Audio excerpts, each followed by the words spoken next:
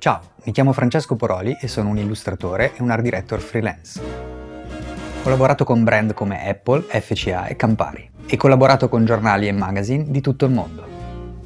Per me il disegno è sia un modo di raccontare la realtà che di scoprire e migliorare la persona che sono oggi.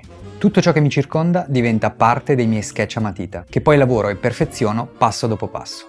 Negli anni ho imparato che l'ispirazione si trova ovunque intorno a noi, ma, come diceva Picasso, deve trovarci al lavoro. E il lavoro da freelance può spaventare all'inizio, ma poter raccontare le mie storie attraverso le mie illustrazioni mi fa amare questa professione ogni giorno di più. In questo corso di Domestika imparerai a creare una serie di spot illustration che raccontano le gioie e i dolori della vita di un illustratore freelance. Per il progetto finale realizzerai 6 illustrazioni a partire da un brief.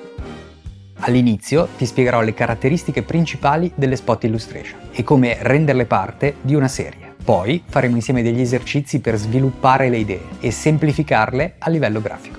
A partire dall'analisi di un brief realizzerai il primo sketch a matita, che aggiusterai per poterlo presentare al cliente. Successivamente passeremo ai disegni definitivi e al colore. Io utilizzerò Illustrator, ma tu potrai usare gli strumenti che preferisci.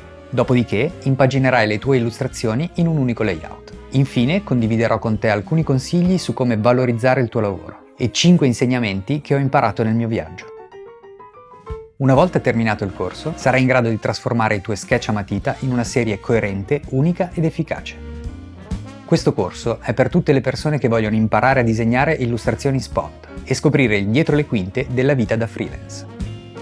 Segui la tua ispirazione e costruisci il tuo racconto attraverso le tue immagini.